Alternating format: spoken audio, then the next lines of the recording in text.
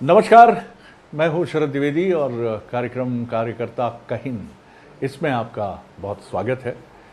और आज इस कार्यक्रम में हमारे साथ छत्तीसगढ़ के एक ऐसे भारतीय जनता पार्टी के लीडर हैं। मैं उनको सीनियर लीडर ही कहूँगा, हालांकि उम्र उनकी अभी युवा और परिपक्व के बीच में कहीं खड़ी हुई है। तो युवा भी हैं वो और मैच्योर भी हैं, और कई संभावनाएं जो हैं जो एक राजनेता में देखी जाती हैं वो उनमें भी देखी जाती हैं, और यही आपकी चुनौती भी बनती है और यही आपकी ताकत भी होती है। ये बड़ी दिलचस्प बात है हर जगह, सिर्फ राजनीति में नहीं, क्योंकि आपको प्रतिभा होने के बाद एक संघर्ष का सामना करना ही पड़ता है, जो बहुत स्वाभाविक है। चाहे आपका सरकारी दफ्तर हो, निजी क्षेत्र हो, क्रिकेट हो, कोई भी खेल हो, या फिर बात हम करें राजनीति की। बहुत ही धारा प्रवाह बोलने की उनकी एक जो शैली है, वक्तृत्व कला जिसको आप कह सकते हैं, ओरेटरी है उनकी, वो बड़ी ज़बरदस्त है। और यही वजह रही कि काफ़ी लंबे समय तक वो पार्टी के स्पोक्स पर्सन के दायित्व को भी संभालते रहे हैं। और वर्तमान में वो छत्तीसगढ़ राज्य नागरिक आपूर्ति जो संस्थान है, निगम मंडल जी, तो उसका दायित्व वो संभाल रहे हैं। और जैसा मैंने आपसे कहा कि बहुत सारी संभावनाएं हैं, तो मुलाकात करिए। मेरे साथ हैं बीजेपी के सीनियर लीडर और छत्तीसगढ़ राज्य नागरिक आपूर्ति बैंक निगम, छत्तीसगढ़ राज्य नागरिक आपूर्ति निगम जो सिविल सप्लाईज है, संजय श्रीवास्तव जी मेरे साथ हैं। मुलाकात करिए उनसे। कैसे हैं संजय जी? बहुत बढ़िया शरद जी, आपका स्वागत छत्तीसगढ़ के धरती पर। जी जी, धन्यवाद। थोड़ी सी यात्रा के बारे में बताइए कि राजनीति में आने का मन कैसे बना, परिवार में कोई पृष्ठभूमि थी, किसी ने मोटिवेट किया? क्योंकि माफ़ कीजिएगा, हम ऐसा सुनते हैं कि राजनीति में आने के लिए प्रेरित करने वाले लोग घर में भी नहीं होते और बाहर भी नहीं होते। जी बिल्कुल ठीक कहा। सबसे पहले शरद जी आपको धन्यवाद। देखिए, वर्ष 1989 जब मैंने अपनी मास्टर्स पूरी की थी और एमटेक मैंने किया था, उसके पश्चात 2-3 साल लगातार विभिन्न प्रकार के डिप्लोमा, बिजनेस मैनेजमेंट से लेकर पर्सनल मैनेजमेंट, इंडस्ट्रियल रिलेशन, पत्रकारिता, इसमें लगातार किया। सन 1990 में एक दौर था जब हम सब मध्य प्रदेश में थे जी, और मध्य प्रदेश में भी एक परिवर्तन की लहर थी। जब बहुत वर्षों के बाद माननीय पटवा जी की सरकार बनी थी, उस चुनाव में मुझे काम करने का अवसर मिला। वो अवसर ऐसा था कि मैं शुरू से ही सोशल वर्क, यदि हम कॉलेज में भी थे तो उस समय तो मेरिट के आधार पे यूनियन बनता था, तो उस मेरिट के आधार पे यूनियन में मैं भी एक पदाधिकारी था, लगातार काम करते थे। और बाहर भी एक युवा सेवा संघ एक हमने एक संस्थान बनाया था, उसमें युवाओं के साथ में विभिन्न प्रकार के सोशल काम करते थे। तो एक संपर्क हुआ, ब्रजमोहन जी ने भी संपर्क किया जो पहला चुनाव लड़ रहे थे, उनके बीजेपी के तमाम जो हमारे बड़े लीडर्स हैं। तो बस ये जुड़ाव वहाँ से प्रारंभ हुआ। ये कह सकते हैं कि कोई मोटिवेशन का विषय उस समय नहीं कि कोई घर से पारिवारिक कोई ऐसा भाव भी नहीं था, लेकिन हाँ, सोशल वर्क करने का रहा है और सामाजिक क्षेत्रों में काम करने की रुचि रही। तो मुझे लगता है उसके कारण एक जुड़ाव आया। और बीजेपी जो भारतीय जनता पार्टी, उसकी विचारधारा, किन विचारधाराओं के साथ में बीजेपी राजनीति के क्षेत्र में काम करती है, तो इन सब चीज़ों से प्रेरित होकर फिर उस चुनाव में 1990 से जो यात्रा प्रारंभ हुई, तो ये कह सकता हूँ कि आज तक वो यात्रा अनवरत जारी है। और यदि कहें तो उसको मैं लगातार कंटिन्यू करता हूँ। 1990 में जब हम जुड़े तो यहाँ पे माननीय गोविंद सारंग जी संगठन मंत्री थे जी, उनका एक विशेष लगाव, विशेष स्नेह था। उन्होंने भी एक मोटिवेट किया कि काम करना है पार्टी के लिए। उस समय संघर्ष का दौर था और फिर जुड़ते चले गए। युवा मोर्चा की जवाबदारी रही कि जिले में काम करने का अवसर मिला। चूँकि नया था तो जिला कार्यकारिणी से प्रारंभ हुआ और फिर आने वाले समय में युवा मोर्चा के उपाध्यक्ष जिले में 2 महामंत्री और फिर जिलाध्यक्ष वर्ष 1998 में मध्य प्रदेश में थे। उस समय जिलाध्यक्ष रहा। फिर 2000 में रिपीट 2 बार जिलाध्यक्ष बनने का अवसर मिला।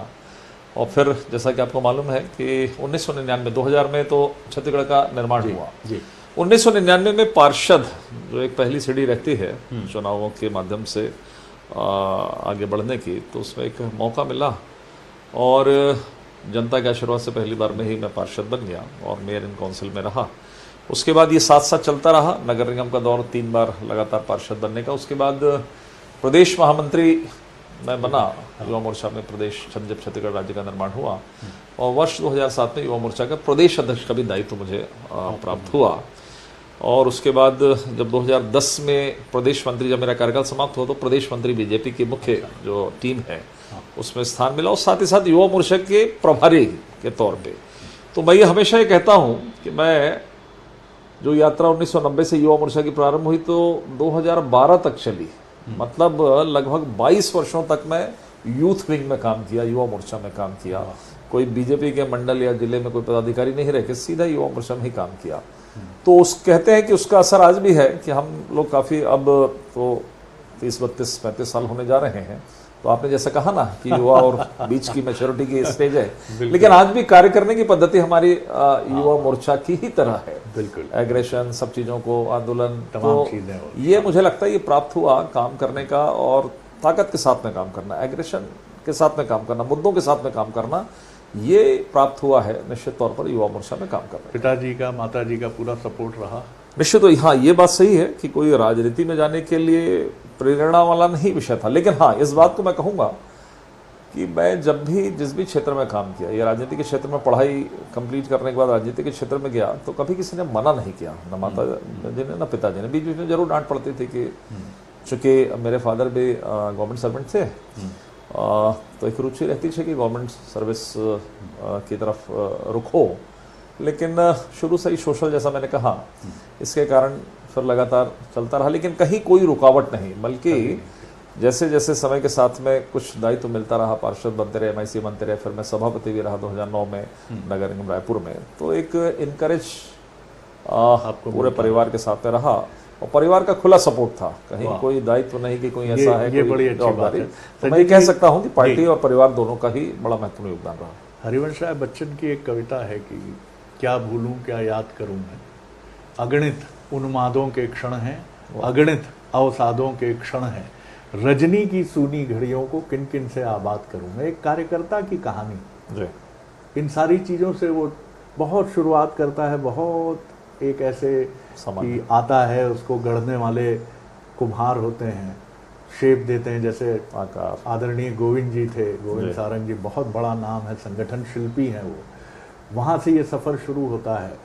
इन पूरी यात्रा में आपको क्या लगता है, मतलब क्योंकि इस कार्यक्रम को हमने, जो हमारा एक उद्देश्य ये भी है कि हम पढ़े लिखे युवाओं को, जो अभी करियरिस्ट हैं जो बहुत, लेकिन उन्हें भी राजनीति में आना चाहिए। संजय श्रीवास्तव जी कोई मंगल ग्रह से नहीं आए, या तमाम जो कार्यकर्ता हैं राजनीतिक दलों के जो टॉप पर हैं, नरेंद्र मोदी जी से लेकर विष्णुदेव साय जी तक, या डॉक्टर मोहन यादव मध्य प्रदेश तक, ये सब कार्यकर्ता रहे हैं। जैसे संजय जी रहे, आज संजय जी एक मंत्री, कैबिनेट मंत्री दर्जा है, कैबिनेट मंत्री दर्जा प्राप्त यहाँ ओहदेदार हैं छत्तीसगढ़ राज्य नागरिक आपूर्ति निगम के।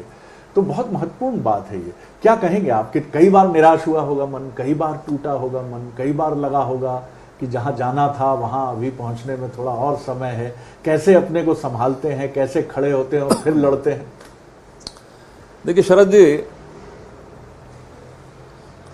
भारतीय जनता पार्टी में प्रशिक्षणों का दौर भी चलता है। हाँ, वर्तमान में प्रशिक्षण पूरे राष्ट्रीय स्तर तक चल रहे हैं, और ये हमेशा से ही जो हमारे प्रेरणा पुंज रहे हैं, चाहे डॉक्टर श्यामा प्रसाद मुखर्जी कहें, या पंडित दीनदयाल उपाध्याय जी, अटल बिहारी वाजपेयी जी, ऐसे तमाम वरिष्ठ नेता हैं, कि हम केवल हम राजनीति में सत्ता प्राप्त करने के लिए नहीं है, सत्ता एक माध्यम है, लेकिन समाज के अंदर में जो राष्ट्र की जो भावनाएं हैं, या राष्ट्र प्रथम की संज्ञा के साथ में हम काम करते हैं, दल द्वितीय हो जाता है, और अंतिम तृतीय में हम अपने स्वयं को रखते हैं। इस भाव के साथ में यदि कोई कार्यकर्ता किसी राजनीतिक दल में काम करता है, तो मुझे लगता है कि उसका जो विजन रहता है बहुत क्लियर रहता है। ये जरूर है कि जब आज भारतीय जनता पार्टी विश्व की सबसे बड़ी पार्टी है, और जिस तेज गति से लोगों का जुड़ाव भारतीय जनता पार्टी के साथ में हो रहा है, थोड़ी बहुत इस तरह की चीज़ें आती हैं कि कुछ ऐसे कार्यकर्ता रहते हैं कि वो बहुत जल्द कुछ प्राप्त करना चाहते हैं, लेकिन मुझे लगता है कि जो लंबे समय तक काम कर लेता है पार्टी के अंदर में, और ये कहा भी जाता है कि राजनीति में धैर्य और संयम की आवश्यकता है। यदि आपका धैर्य टूटा, संयम बिगड़ा, तो कहीं न कहीं ये सब चीज़ें राजनीति के क्षेत्र में कई बार वो एक नेगेटिविटी बनती है।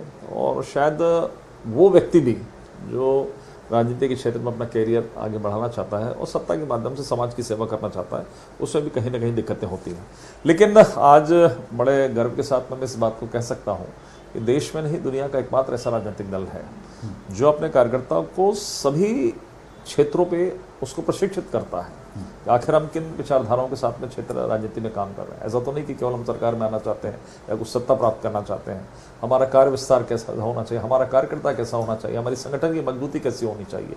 मुझे लगता है इन सब कारणों से ही जब संगठन इतना मजबूत हुआ है, वो जो यात्रा, केवल मैं बीजेपी की बात करूँ, वैसे तो जनसंघ की बात कर सकता हूँ, जनसंघ से जनता पार्टी, और यहाँ तक कि 2 सांसदों की जो 1984 की जो पार्टी थी, वो आज 303 तक हमने प्राप्त किया और लगातार तीसरी बार सरकार में है।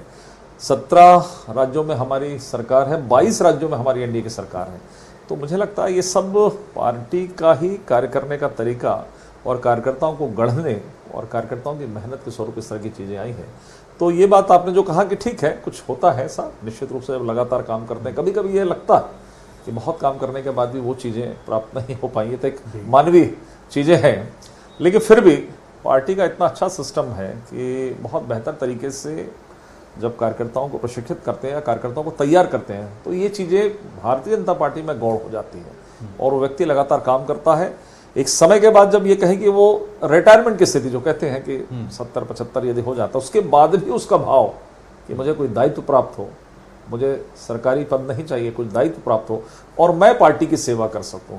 आज लगभग 99%, वैसे तो 100% भी कह सकता हूं, लेकिन नहीं कहूंगा, 99% जो है कार्यकर्ता जो उम्र दराज हो गए, आज भी वो पार्टी के साथ में जुड़कर काम करना चाहते हैं।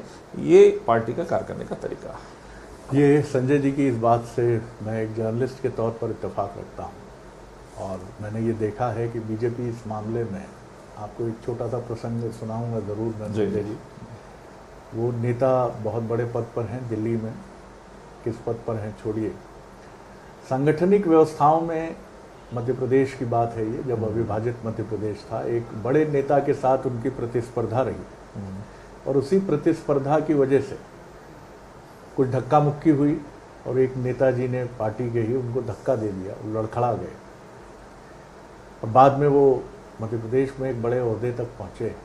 जिस व्यक्ति ने धक्का दिया था वही उनका सबसे साथ काम करने वाला व्यक्ति बना। ये भारतीय जनता पार्टी निरंतर समझती और समझाती है। जैसा अटल जी कहते थे कि एक ही पद है यहाँ स्थिर, कार्यकर्ता, बस।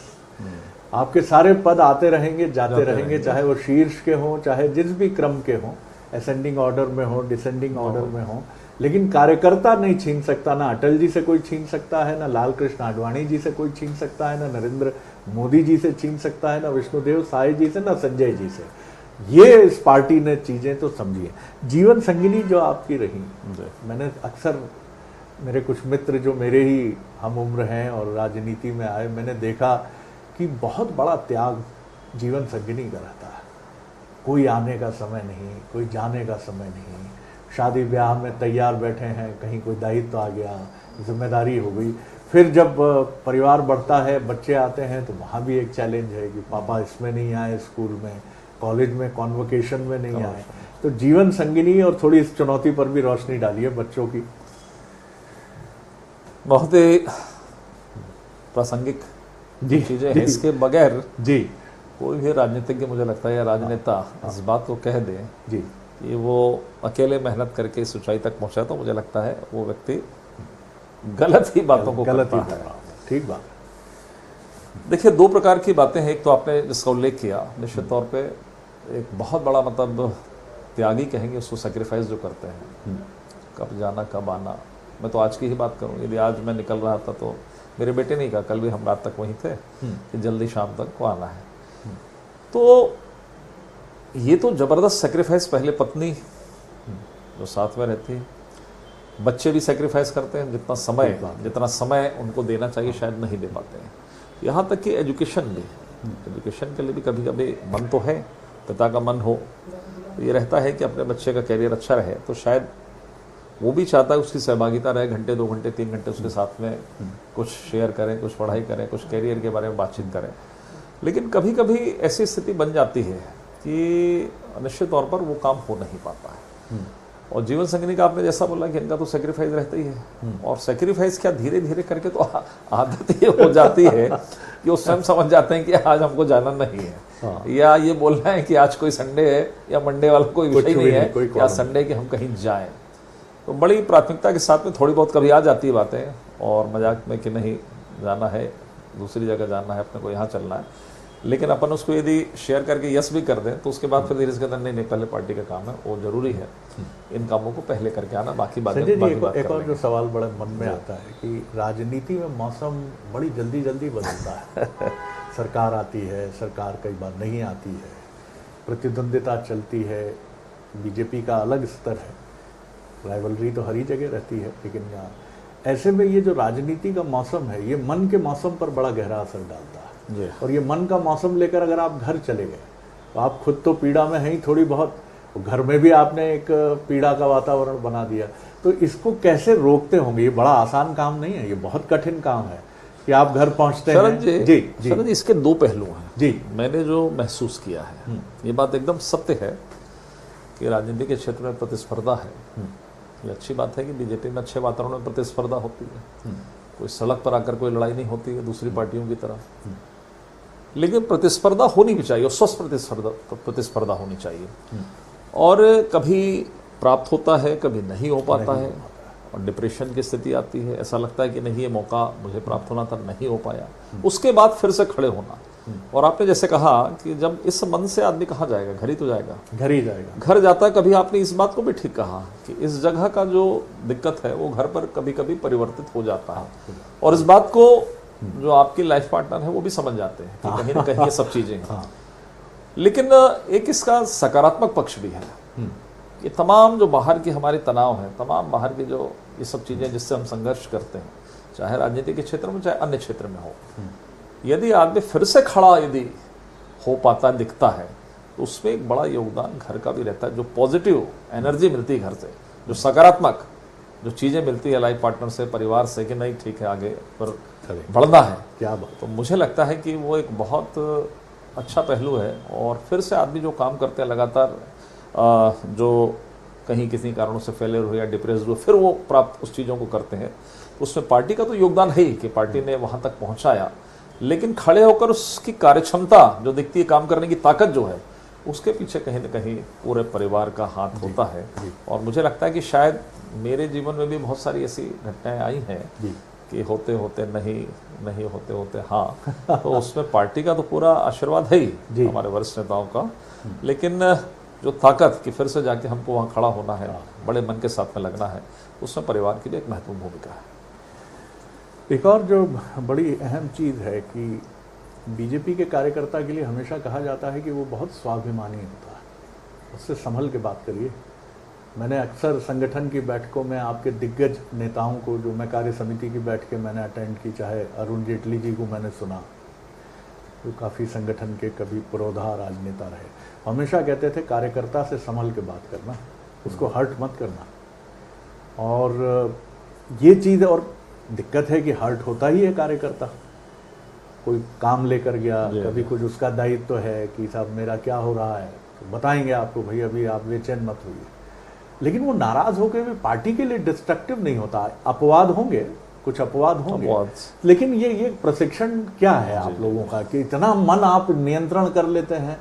क्या ये मतलब डर है, भय है, या प्रशिक्षण की एक प्रक्रिया है कि हम अपना नुकसान कर लेंगे, हमें बीमारी हो जाए, भले ही हमें हाइपरटेंशन हो जाए, हमें हार्ट प्रॉब्लम हो जाए, लेकिन पार्टी को नुकसान नहीं पहुंचाए? देखिए यही तो पहचान है बीजेपी की, सबसे बड़ी पहचान है। और जो आपने कहा उस बात को मैं रिपीट करता हूँ कि अपवाद हर जगह होते हैं, इसलिए अपवाद पर ध्यान नहीं देके जहाँ पे स्वाद है पार्टी के अंदर में, उसकी हम बातचीत करें। देखिए मुझे लगता है कि व्यक्ति यदि केवल अपने लिए ही, अपने स्वार्थ के लिए काम करे तो फिर वो किसी भी जगह पर हो, संस्था में, किसी पार्टी में, राजनीतिक किसी संस्था में हो, वो केवल अपने लिए सोचेगा तो शायद बहुत बड़े भाव के साथ में खड़ा नहीं हो सकता। आपने जो कहा प्रशिक्षण की बात है, ये एक बड़ा लंबा विषय है कि प्रशिक्षण जो प्राप्त होता है आखिर हम भारतीय जनता पार्टी के साथ में क्यों नहीं अन्य राजनीतिक दलों के साथ में? हम वैचारिक रूप से जुड़े हैं। और जैसे मैंने अभी कहा कि हमारे लिए क्या है राष्ट्र प्रथम। जब हम जैसे राष्ट्र प्रथम है, दल द्वितीय और स्वयं तृतीय, हम इस बात को कहते हैं और करने का प्रयास भी करते हैं। और जब हम इतिहास प्रशिक्षण में जब इतिहास के बारे में बात होती है कि किन संघर्षों के साथ में उस विभाजन के बाद से लेके डॉक्टर श्यामा प्रसाद मुखर्जी का बलिदान कश्मीर से लेके फिर हम किस तरीके से राष्ट्र हित के लिए जो उस समय आपातकाल का समय था, हमने अपने को किनारे करके साथ में जोड़ के काम किया। लेकिन फिर यदि स्थिति बनी कि हम अपने वैचारिक रूप से हमको किनारे किया जाए दूसरे दलों के द्वारा, तो हमने एक नए राजनीतिक दल का गठन किया 1980 में बीजेपी, और फिर हम संघर्ष करते हुए अपनी विश्वसनीयता हमने वहाँ पर स्थापित की और तब जाकर आज हम यहाँ पर पहुँचे हैं। तो मुझे लगता है कि कार्यकर्ता इस बात को भी देखता है। आज हम लोग तो किसी पद पर हैं, कैबिनेट मंत्री का दर्जा है, लेकिन वो तमाम ऐसे जिनके बारे में आपने कहा कि जिनके संघर्ष के कारण आज हम यहाँ पर हैं, उनके सामने तो हमारा संघर्ष कुछ नहीं है। तो ये सब भाव जब तक नहीं रहेगा परिवार के अंदर में बैठ के ये सब चीज़ें बातें होती हैं, तो ये कार्यकर्ता भी समझता है, वो भी एक मानव है, इस बात को समझता है। जिस तरीके से परिवार के प्रति उसको समर्पण रहता है, वो देखता है कि ये भी मेरा परिवार है, पार्टी मेरा परिवार है, और पार्टी के मेरे जो पूर्वज हैं उन्होंने कितना संघर्ष किया। तो ये सब चीज़ें दिखाई देती हैं, समझता है, समझाने का प्रयास पार्टी की तरफ से होता है। तो मुझे लगता है ये भाव आ जाता है। और शायद जो आपने कहा ना कि कितनी भी कठिन परिस्थितियां हैं, मुझे क्या प्राप्त हुआ नहीं हुआ, और उसके बाद भी वो पार्टी के लिए काम करता है। तो यही राष्ट्र के प्रति हमारा एक कर्तव्य है, और समाज को जागृत करके राष्ट्र की मजबूती के लिए हम सब काम करते हैं, न कि अपने लिए। वो सब तो प्राप्त हो गई, वो तो एक माध्यम है काम करने का। तो मुझे लगता है इन भावों के कारण हमारा कार्यकर्ता बड़ा कर्मठ होता है और पार्टी के प्रति पूरा संवेदनशील होता है, पार्टी के प्रति पूरे समर्पण भाव के साथ में काम करता है। बिल्कुल आपने ठीक कहा। इसीलिए आपके यहाँ लाल कृष्ण आडवाणी कभी जी इंतज़ार नहीं करते हैं इसका कि अटल जी कब हटेंगे। वो जब एक स्वाभाविक प्रक्रिया होती है, कितनी देर हो जाए, 50 साल आपको बहुत कम मिसाल मिलेगी। मध्य प्रदेश और अविभाजित मध्य प्रदेश के भी बीजेपी के बड़े नेता कैलाश विजयवर्गीय जी से एक बार हमारी बात हुई तो उन्होंने कहा मुख्यमंत्री क्यों नहीं बनना चाहते, हम भी बनना चाहते हैं, लेकिन ये हमारे सोचने पर निर्भर नहीं है। जनता की स्वीकार्यता, पार्टी की स्वीकार्यता, उनका सोचना, ये महत्वपूर्ण है। उन्होंने कहा जितने भी हम विधायक आए हैं राजनीति में, हम सब, आप अगर मैं ये कहूँगा कि मैं पद के प्रति मेरी आसक्ति नहीं है तो मैं झूठ बोलूँगा, लेकिन मैं कोई गलत रास्ता नहीं अख्तियार करूँगा, मैं किसी के पैर के नीचे से कालीन नहीं खींचूंगा। आज आपके पास कैबिनेट मंत्री दर्जा है, तमाम चीज़ें हैं। राजनीति में ये भी बड़ा चलता है खूब कि कभी लो कभी हाई, इसके बीच में अपने मानस को स्थिर रखना कि भैया ये सब है, ये चलता रहेगा, अपन परफॉर्म करते रहें, हम खुद आगे बढ़ते रहें। तो अपने को संतुलित रखना भी संजय जी बड़ा ज़रूरी। कैसे कर पाते हैं इसको? बहुत। हाँ, मुझे लगता है कि एक सफल राजनीतिज्ञ या बनने के लिए या फिर कहीं किसी भी क्षेत्र में यदि सफलता अर्जित करना है तो एक धैर्य और संयम ये बहुत ज़्यादा आवश्यकता होती है। मैं तो ये भी कहूँगा कि जिस तरीके से हमारा जीवन है, चलिए हम बचपन से रहते हैं, फिर हम युवावस्था में आते हैं, हमारे पास ताकत होती है, फिर हमारी जवाबदारी आती है, फिर हम प्रौढ़ावस्था में जाते हैं, फिर बुजुर्ग होते हैं। तो ये एक सब सिस्टम है, एक प्रक्रिया है। लगभग उसी तरीके से ये बना है कि हर वक्त आपका के पक्ष में होगा या आपका ही होगा ऐसा नहीं है। कभी बहुत अच्छा समय रहता है तब आप पूरी एनर्जी के साथ में काम करते हैं, फिर कोई दूसरा दायित्व मिलता है, कोई दूसरा व्यक्ति आता है तो थोड़ा सा आपकी मानसिक स्थिति थोड़ी सी विचलित होती है।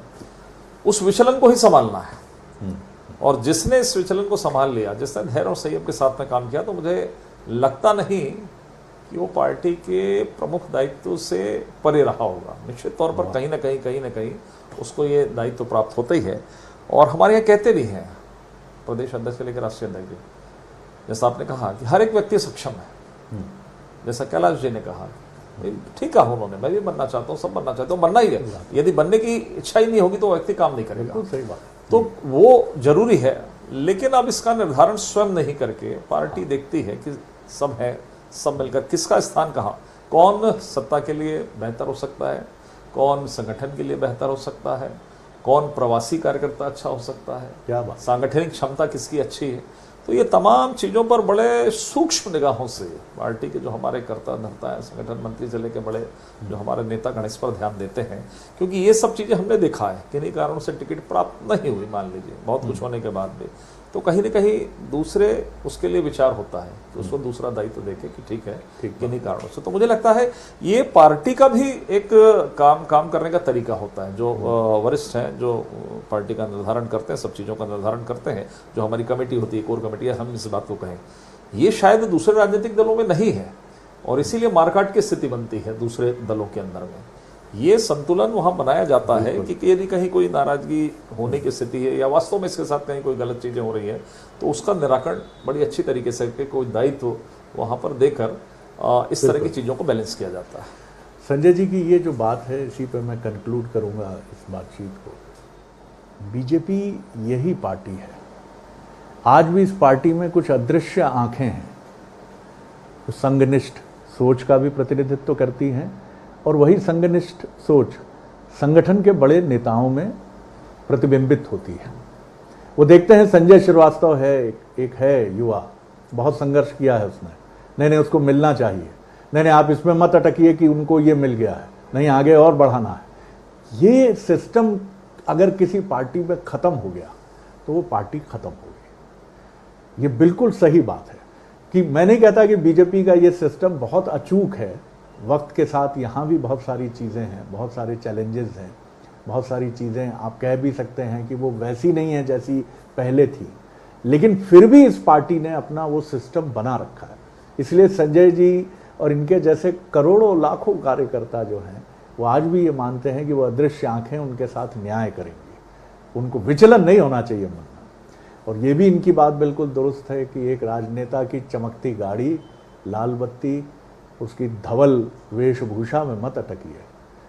कई बार हम परसेप्शन में चले जाते हैं, बड़ा घर है, पैसा होगा साहब, आ ही रहा है, पैसे की तो कोई कमी नहीं है। लेकिन भाई साहब, अगर आपसे हमसे भी कहा जाए खूब पैसा ले लीजिए, छुट्टी बिल्कुल मत लीजिए। प्रधानमंत्री जी के बारे में ये दावा बराबर सामने आता है कि 2014 से अब तक उन्होंने कोई छुट्टी नहीं ली है। हम तो अभी जोड़ने में बैठ जाते हैं, सरकारी मुलाजिम है तो ये 2 छुट्टी आ गई भैया, अपन एक और ले लेंगे, 3 मिल जाएगी, कुल्लू मनाली हो आते हैं।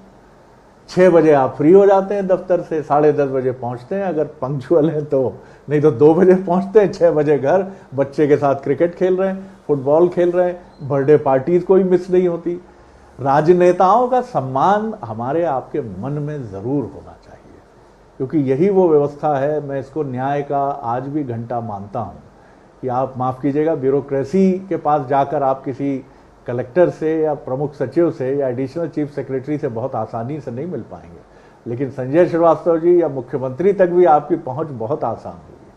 तो राजनीति की इस व्यवस्था को सम्मान से भी देखना है और इस कार्यक्रम का हमारा उद्देश्य भी ये है कि राजनेताओं की उस संघर्ष यात्रा पर आप बहुत गौर से निगाह डालिए और उनके बारे में फैसला बहुत सम्मान के साथ और उनकी संघर्ष यात्रा के साथ भी देखिए और समझिए। संजय जी, बहुत शुभकामनाएं आपकी भावी राजनीतिक यात्रा के लिए, क्योंकि हम उसके भी साक्षी रहे हैं और हमें पूरा विश्वास है कि आपकी खनकती दमकती आवाज़ और बीजेपी जो आपके रग रग में बह रहा है, बीजेपी का चाहे अंत्योदय दर्शन हो, सांस्कृतिक राष्ट्रवाद हो या पंचनिष्ठाएं हो, ये सब बीजेपी को प्रखर रूप में आगे ले जाए, ऐसी बहुत ढेरों शुभकामनाएं। धन्यवाद। कार्यकर्ता कहिन में इतना ही। अगली बार एक और शख्सियत के साथ इस कार्यक्रम में आपसे मिलेंगे। नमस्कार।